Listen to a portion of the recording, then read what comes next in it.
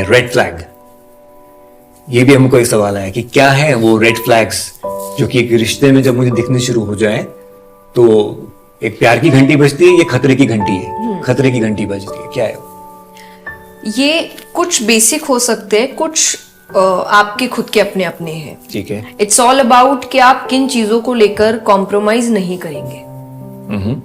उन चीजों पे डे 1 पे ध्यान दीजिए। ये हमारे पास लिस्ट तैयार होती है, अच्छा। बट प्यार होते ही लिस्ट कचरे के डिब्बे में चली जाती है कि अच्छा नो नो इट्स ओके, चलता है। नहीं चलता है, रुको, कुछ साल में ना यही चीजें तुम्हें नफरत कराएगी इस इंसान से, क्योंकि ये डे 1 से आपके अंदर था कि मुझे ये चीजें नहीं पसंद। पर शुरुआत के 2-3 साल ना बहुत हाइप्ड होते हैं प्यार के, रिलेशनशिप के।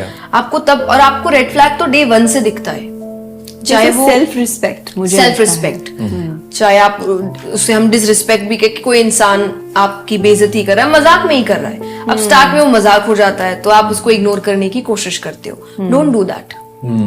मैं नहीं कह रही आप उसी दिन रिश्ता तोड़ दीजिए, पर उसी दिन एक स्टैंड लीजिए कि मुझे ये नहीं पसंद, राइट, ये मत करो, ये मुझे डिसरिस्पेक्ट लगता है, ये मुझे लगता है मेरे आत्मसम्मान पिघवार हो रहा है, तो मुझे ये चीज नहीं पसंद, ये नहीं करते हैं। क्योंकि ऐसे भी मजाक ही है ना, कोई सीरियसली तो आप मुझे कुछ बोलने की कोशिश नहीं कर रहे। अगर आप मजाक ही कर रहे हो, मुझे ये मजाक नहीं पसंद आ रहा, पर हम डे 1 पे उसको ले लेते हैं, अच्छा चलो कोई नहीं कोई नहीं।